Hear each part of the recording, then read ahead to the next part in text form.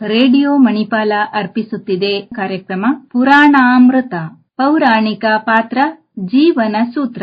ಈ ಕಾರ್ಯಕ್ರಮವನ್ನು ನಡೆಸಿಕೊಡಲಿದ್ದಾರೆ ಉಪನ್ಯಾಸಕರಾಗಿರುವ ಮುಂಡಾಜೆ ಕುಮಾರೇಶ್ವರ ಭಟ್.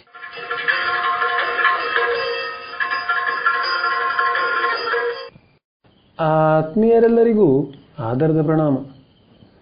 ಪುರಾಣಾಮೃತದಲ್ಲಿ ಶ್ರೀಮದ್ ಭಾಗವತದ 12ನೇ ಅಧ್ಯಾಯದಲ್ಲಿ ನಾವಿಂದು ಮಹಾಸರ್ಪ ಕಾಲಿಯನಿಗೂ ಬಾಲಕೃಷ್ಣನಿಗೂ ನಡೆದ ರೋಚಕ ಹೋರಾಟದ ವಿಚಾರ ಕಲ್ಪಿಸಿಕೊಡುವ ಜೀವನ ಸೂತ್ರದ ಬಗ್ಗೆ ಅರಿಯೋಣ. ಹಳದಿ ಶಾಲನ್ನು ಸೊಂಟಕ್ಕೆ ಕಟ್ಟಿ ಬಾಲ ಜಟ್ಟಿಯೋಪಾದಿಯಲ್ಲಿ ಕಾಲಿಂದಿ ಮಡುವಿಗೆ ಹಾರಿದ ಶ್ರೀಕೃಷ್ಣನು ಮಡುವಿನ ತುಂಬೆಲ್ಲ ಸಡಗರದಿಂದ ಈಜತೊಡಗಿದನು. ನೆಪಕ್ಕೆ ಚೆಂಡು ಹುಡುಕುವುದು. ಮಡುವಿನ ತಳದಲ್ಲಿ ವಿಶ್ರಾಂತಿಯಲ್ಲಿದ್ದ ಮಹೋರಗ ಮಡುವಿಗೆ ಹಲಸಿನಕಾಯಿ ಬಿದ್ದಂತೆ ನೀರೆಲ್ಲ ಅಲ್ಲೋಲ ಕಲ್ಲೋಲವಾಗುತ್ತಿದ್ದುದನ್ನು ಗಮನಿಸಿ ಕಾರಂಜಿಯಂತೆ ನೀರ ಮೇಲಕ್ಕೆ ಬಂದನು. ಬಾಲಕನೊಬ್ಬನು ಮಾಡುತ್ತಿದ್ದ ಅವಾಂತರ ಕಂಡು ಒಮ್ಮೆ ಆಶ್ಚರ್ಯಗೊಂಡ ಕಾಲಿಯ ತಕ್ಷಣದಲ್ಲಿ ತನ್ನ 100 ಹೆಡೆಗಳಿಂದ ಕೃಷ್ಣನನ್ನು ಮುಚ್ಚಿಬಿಟ್ಟನು. ಆಗ ಅಷ್ಟಸಿದ್ಧಿಗಳಲ್ಲಿ ಒಂದಾದ ಮಹಿಮಾ ಪ್ರಯೋಗಕ್ಕಿಳಿದನು ಶ್ರೀಕೃಷ್ಣನು. ಆಗ ಅನಿವಾರ್ಯವಾಗಿ ವೃತ್ತಾಕಾರವಾಗಿ ಕೃಷ್ಣನನ್ನು ಮುಚ್ಚಿದ್ದ ಶತ ಹೆಡೆಗಳು ಸುತ್ತಲೂ ಚದುರಿದಂತಾಗಿ ಅನನಾಸಿನಂತೆ ತೋರತೊಡಗಿದನು ಮಧ್ಯದಲ್ಲಿ ಶ್ರೀಕೃಷ್ಣ.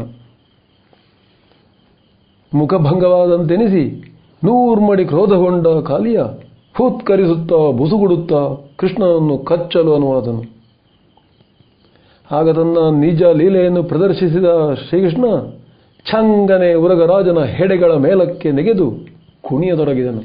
ಯಮುನೆಯ ದಡದಲ್ಲಿ ಸೇರಿದ್ದ ಗೋವುಗಳು ರುಜವಾಸಿಗಳು ಆತಂಕದಿಂದ ಅವಾಕ್ಕಾಗಿ ನೋಡುತ್ತಿದ್ದಂತೆ 100 ಜಡೆಗಳ ಮೇಲೂ ತನ್ನ ದಿವ್ಯ ನರ್ತನ ಆರಂಭಿಸಿದನು ಉರಗಶಯನ.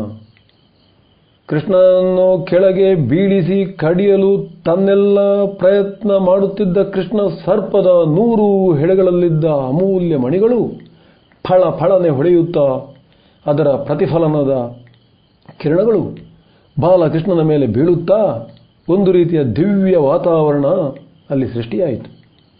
ಕೃಷ್ಣನ ನೃತ್ಯವು ಬರಬರುತ್ತಾ ಬಿರುಸಾಗಲು ಅದು ಪರಶಿವನ ಪ್ರಳಯ ಸದೃಶ ತಾಂಡವ ನೃತ್ಯವನ್ನು ಹೋಲುವಂತಿತ್ತು. ಕೊನೆಗೆ ಕೈ ಸಾಗದ ಅಲ್ಲ ಹೆಡೆಗಳ ಸಾಮರ್ಥ್ಯ ಸಾಗದ ಸರ್ಪದ ಬಲ ಕುಂದತೊಡಗಿತು. ಭೂರಮಣನ ಭೂಮಿ ಬಾರದ ಪದಾಘಾತದಿಂದ ನಲುಗಿದ ಕಾಲಿಯನ ಜಡೆಗಳಿಂದ ರಕ್ತವು ಧಾರಾಕಾರವಾಗಿ ಸುರಿಯುತ್ತಾ ಸೀಳು ನಾಲಿಗೆಗಳು ಛಿನ್ನಗೊಳ್ಳುತ್ತಾ ನೀಲ ಮಡು ಕೆಂಪಾಗಿ ಬದಲಾವಣೆಯಾಗತೊಡಗಿತು.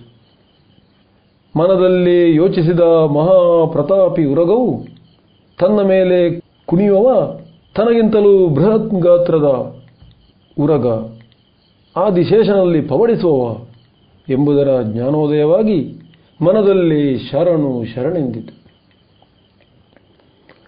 ಪನ್ನಗೇಂದ್ರನು ಹೆಡೆ ಸೋಲುವುದನ್ನು ಅಂದರೆ ಕೈ ಸೋಲುವುದನ್ನು ಗಮನಿಸಿದ ಅವನ ಪತ್ನಿಯರಾದ ನಾಗಕನ್ನಿಕೆಯರು ಬಾಲಕೃಷ್ಣನನ್ನು ನತಮಸ್ತಕರಾಗಿ ಅಂದರೆ ತಮ್ಮ ಚೆಲುವಿನ ಹೆಡೆಗಳನ್ನು ಬಗ್ಗಿಸಿ ಸ್ತುತಿಸುತ್ತಾ ತ್ರಾಹಿ ತ್ರಾಹಿ ಎಂದರು. ಸೃಷ್ಟಿಗಧಿಪತಿ ನೀನು, ತನ್ಮೂಲಕ ನಮಗೆಲ್ಲರಿಗೂ ಅಧಿಪತಿ. ಉರಗ ಶಯನನಾದ ನೀನು ಉರವಣಿಸಿ ಹೀಗೆ ನರ್ತಿಸಿದರೆ ಉರಗ ಪತ್ನಿಯರಾದ ನಾವು ವಿಧವೆಯರಾಗುವುದಿಲ್ಲವೇ? ತಮ್ಮೊಡೆಯನ ತಪ್ಪನ್ನು ಮನ್ನಿಸಲಾರೆಯ? ಹಾಲು ಹಾಲಾಹಲವು ನಿನಗೆ ಸಮಾನವಲ್ಲವೇ? ಉದ್ಧರಿಸು ಉದ್ಧರಿಸು ಎಂದು ಬಹು ತೆರದಿ ಪ್ರಾರ್ಥಿಸಿದರು. ಕೊನೆಗೆ ಶರಣಾಗತನಾದ ಕಾಲಿಯನನ್ನು ಕ್ಷಮಿಸಿದ ಶ್ರೀಕೃಷ್ಣನು, ಇನ್ನು ಮುಂದೆ ನೀನು ಈ ಮಡುವಿನಲ್ಲಿರಕೂಡದು, ಕುಟುಂಬ ಸಮೇತ ಸಮುದ್ರಕ್ಕೆ ಹೋಗಬೇಕು. ಸಮುದ್ರ ವಿಶಾಲವಾಗಿರುವುದರಿಂದ ನಿನ್ನ ವಿಷವನ್ನು ಕರಗಿಸಿಕೊಳ್ಳುವ ಸಾಮರ್ಥ್ಯ ಅದಕ್ಕಿದೆ. ಈ ಮಡುವಿನ ನೀರು ಗೋವುಗಳಿಗೂ ಪಕ್ಷಿಗಳಿಗೂ ಜನರಿಗೂ ಮತ್ಸ್ಯ ಸಂತತಿಗೂ ಬದುಕಲು ಯೋಗ್ಯವಾಗಿ ಉಳಿಯಬೇಕು ಎಂದನು.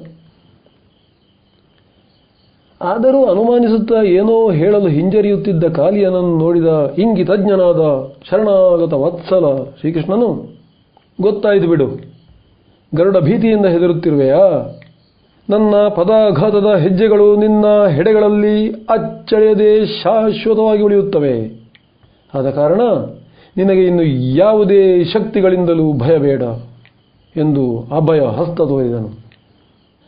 ನಜ್ಜುಗುಜ್ಜಾದ ಹೆಡೆಗಳು ಪವಾಡ ಸದೃಶವಾಗಿ ಮೊದಲು ನಿಂತಾಗಲು ಖುಷಿಗೊಂಡ ಕಾಲಿಯನು ತನ್ನ 100 ಹೆಡೆಗಳಿಂದಲೂ ಕೃಷ್ಣನಿಗೊಮ್ಮೆ ಚಾಮರದಂತೆ ಬೀಸಿದನು.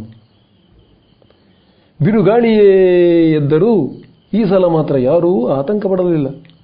ನಂತರ ಕಾಲಿಯ ಗೌರವ ಸೂಚಕವಾಗಿ ಕೃಷ್ಣನನ್ನು ಸ್ತುತಿಸುತ್ತಾ ಹಿಂದೆ ಹಿಂದೆ ಸರಿಯುತ್ತಾ ಪರಿವಾರ ಸಮೇತ ಯಮುನೆಯಲ್ಲಿ ಸಮುದ್ರದತ್ತ ಪಯಣಿಸುವ ದೃಶ್ಯ ರುದ್ರ ರಮಣೀಯವಾಗಿತ್ತು. ಆದರೆ ಈ ಕೋಲಾಹಲದಲ್ಲಿ ಗೋಪಬಾಲರ ಆಟದ ಚೆಂಡು ಮಾತ್ರ ಕಾಣದಾಗಿತ್ತು.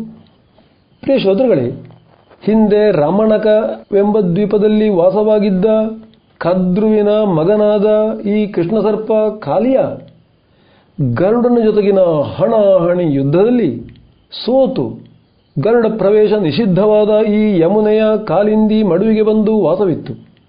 ಸೌಭರಿ ಎಂಬ ಮಹಾಮುನಿಯ ಶಾಪದ ಫಲವಾಗಿ ಗರುಡನು ಕಾಲಿಂದಿ ಮಡುವಿಗೆ ಬರುವಂತಿರಲಿಲ್ಲ. ಈಗ ಎಲ್ಲವೂ ಸುಖಾಂತ್ಯವಾಯಿತು. ಕಾಲಿಯ ಮರ್ದನವು ಶ್ರೀಕೃಷ್ಣನ ಕೌಮಾರ್ಯದ ಲೀಲೆಗಳಲ್ಲೇ ಅಗ್ರಗಣ್ಯವಾದುದಾಗಿದೆ. ಕಾಲಿಯ ಮರ್ದನ ಮಾಡಿ ಕ್ಷಮೆ ಕೇಳಲು ಪ್ರಾಣವ ನೀಡಿ ಎಂದು ಅಮ್ಮ ಹಾಡುತ್ತಿರುವ ಹಾಡು ಆಸ್ತಿಕ ಬಾಂಧವರಲ್ಲಿ ಈಗಲೂ ಪ್ರಸಿದ್ಧ ಭಕ್ತಿಗೀತೆಯಾಗಿದೆ.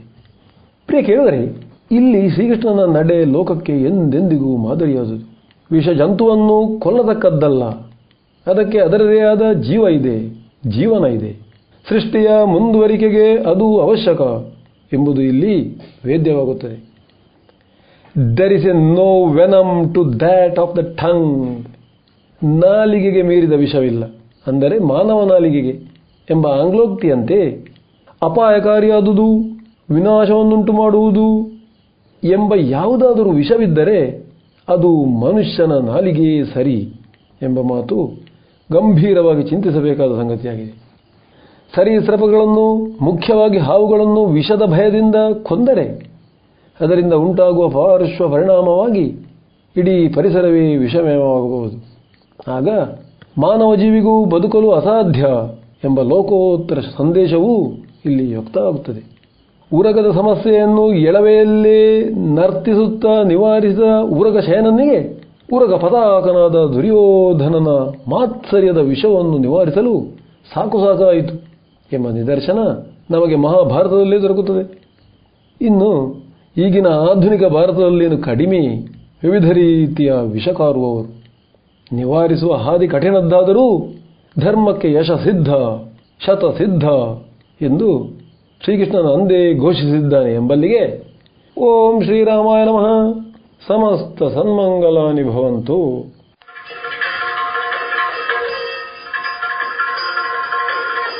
ಪುರಾಣಾಮೃತ ಪೌರಾಣಿಕ ಪಾತ್ರ ಜೀವನ ಸೂತ್ರ. ಈ ಕಾರ್ಯಕ್ರಮವನ್ನು ನಡೆಸಿಕೊಟ್ಟವರು ಉಪನ್ಯಾಸಕರಾಗಿರುವ ಮುಂಡಾಜೆ ಕುಮಾರೇಶ್ವರ ಭಟ್.